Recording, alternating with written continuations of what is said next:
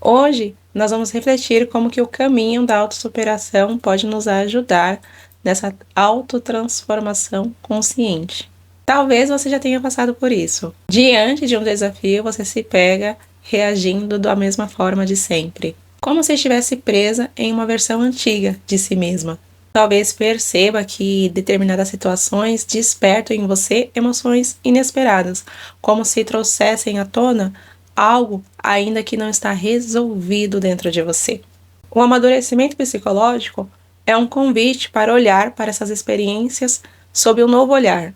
Em vez de nos deixarmos levar por reações automáticas, devemos transformar esses momentos em aprendizado. Mas essa jornada exige paciência e, acima de tudo, autoconhecimento, disposição para reconhecer e acolher quem realmente nós somos. Ao longo do tempo, as camadas que nós construímos para nos proteger vão se dissolvendo e com isso surge a chance de nos expressarmos com mais autenticidade. Como podemos nos libertar dessas antigas amarras e realmente crescer? Como podemos transformar esses desafios em degraus para a nossa verdadeira evolução? O tema de hoje é sobre amadurecimento psicológico. Hoje nós vamos refletir como esse caminho de autossuperação pode nos ajudar com essa verdadeira transformação. E para nos ajudar com essa elucidação, vamos continuar com o estudo do livro de Momentos de Saúde e Consciência de Joana de Ângeles, psicografada pelo Divaldo Franco. E o capítulo de hoje que nós vamos conversar é o capítulo 20, Amadurecimento Psicológico. E se você tiver interesse em se aprofundar na leitura desse livro, o link para você adquirir o seu estará aqui também na descrição do vídeo. Então, nesse capítulo, ela inicia da seguinte forma: o relacionamento interpessoal revela o comportamento dos indivíduos em função de si e dos outros. Os primeiros tentames oculta a realidade na grande preocupação da aparência. À medida que estreita os vínculos, a postura de guarda cede ao lugar de um relaxamento emocional e, pouco a pouco, a máscara cai. A máscara que a mentora menciona aqui, ela pode ser compreendida como as personas que nós utilizamos para nos proteger da exposição, evitar vulnerabilidades, nos adaptarmos a determinados segmentos da sociedade. Jung chamava essa camada externa como um papel que nós desempenhamos para podermos sermos aceitos e compreendidos. A questão aqui é que quando nós confundimos essa persona com quem realmente nós somos, nós vamos mantendo essa máscara por tanto tempo que começamos a nos desconectar com a nossa autenticidade. Aqui nesse texto, ela fala sobre isso, né? Que quando nós estamos no início de qualquer relacionamento, seja uma amizade, um namoro, um vínculo, até mesmo profissional, é natural que nós apresentemos uma versão mais polida de nós mesmos. E esse comportamento, ele muitas vezes, ele não é intencionalmente falso, mas faz parte do nosso instinto humano de adaptação social. Então, à medida que nós vamos estreitando os vínculos, muitas vezes nós não conseguimos sustentar por tanto tempo aquela versão que nós criamos para sermos aceitos em determinados relacionamentos. Um exemplo prático disso, nós podemos observar, por exemplo, nos inícios dos relacionamentos amorosos. Nos primeiros encontros, é possível perceber que os parceiros tendem a mostrar a melhor versão, aquela versão do encantamento, da paquera, destacando as qualidades, diminuindo ali os aspectos frágeis da personalidade. Mas com o tempo, o convívio diário vai fazendo com que essas barreiras comecem a ruir. E aí é que entra realmente a verdadeira dinâmica da relação. Começa a se revelar aspectos da personalidade que muitas vezes nós não tínhamos conhecimento do outro. Então, se a base ela foi construída tão somente com base na aparência, sem um real reconhecimento das próprias emoções, limitações, começam a surgir os conflitos e as decepções. Então, compreender essa dinâmica nos ajuda a observar a nossa própria postura, Será que estamos nos escondendo atrás de uma máscara, por medo do julgamento, por medo do que o outro pode achar de mim, ou estamos realmente nos permitindo construir relações genuínas, onde há espaço para sermos aceitos com a nossa totalidade?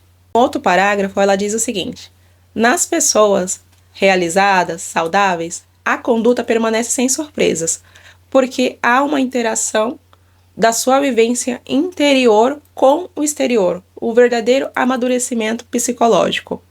Após o autoconhecimento que propicia a autoaceitação, explora-se o exterior, abrindo-se a experiências, a vivências novas e enriquecedoras.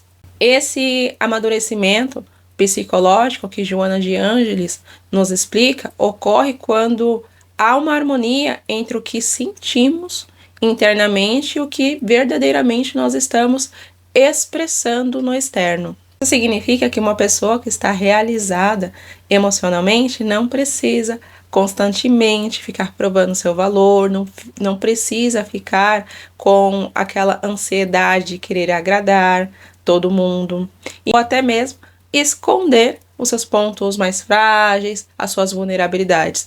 Não é que uma pessoa que tem um amadurecimento psicológico, ela simplesmente é um livro aberto.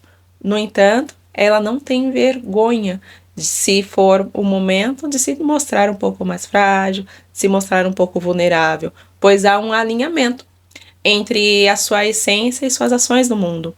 Um dos grandes desafios desse processo é nós lidarmos com os extremos do nosso ego, a exaltação e a humilhação.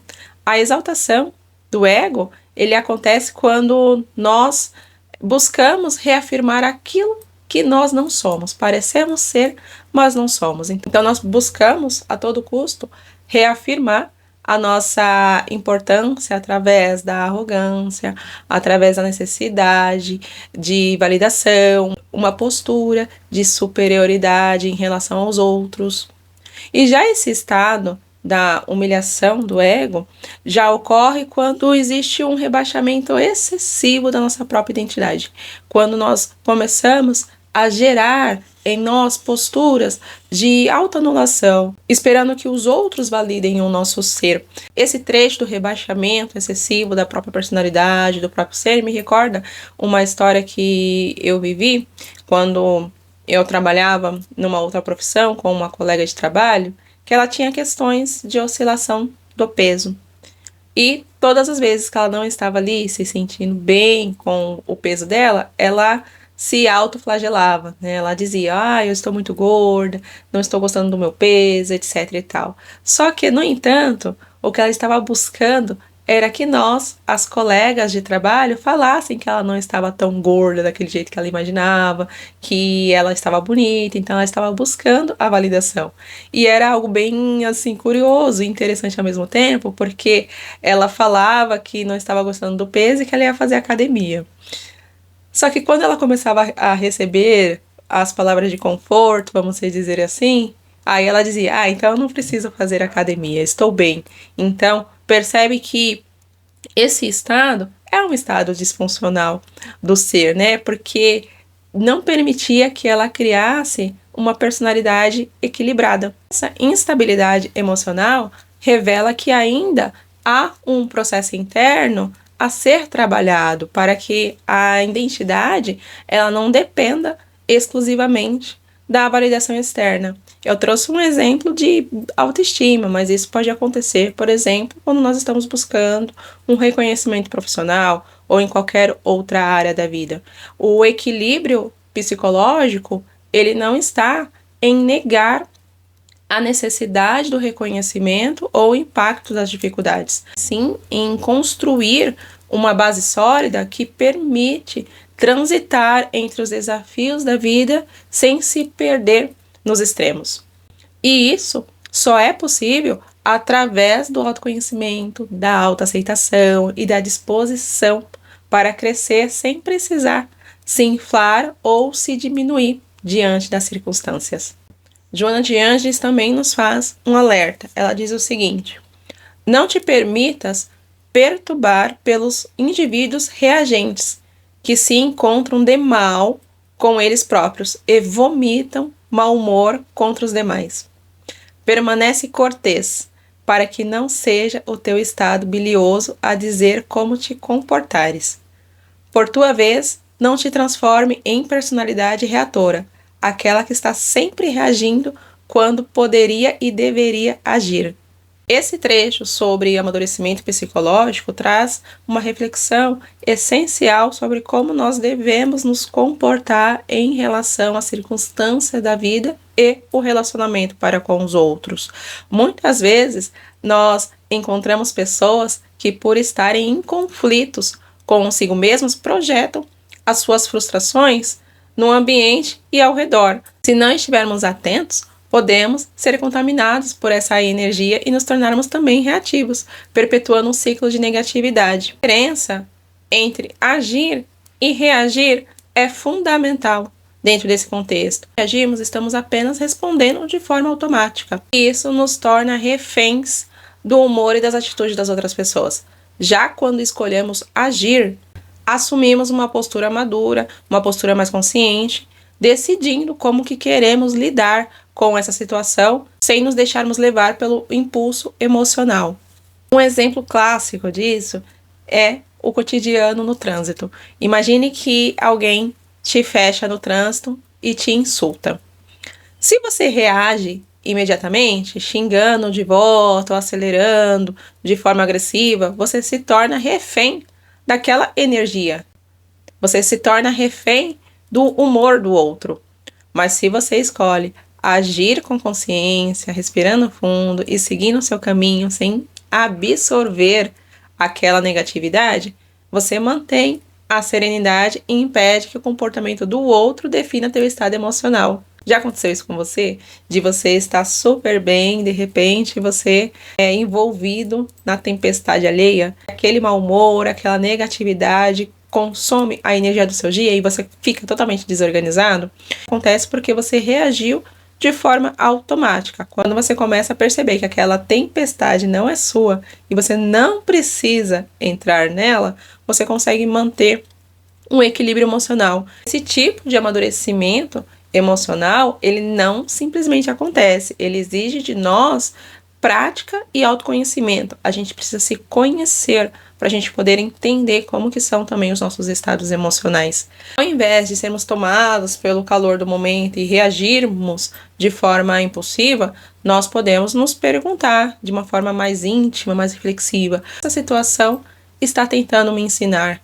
Ou será que vale a pena pagar o preço para viver isso? Sim, nós nos tornamos mais donos de nós mesmos e menos influenciados pelo caos externo.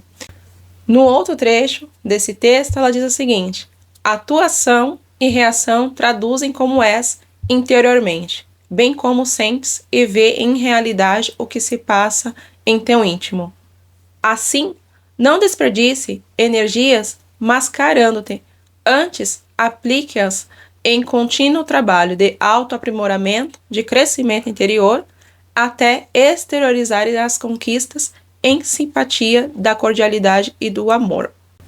A distinção entre ser e estar é fundamental aqui. Podemos ser pessoas equilibradas e, ao mesmo tempo, estarmos passando por situações de desafio que afetam o nosso comportamento.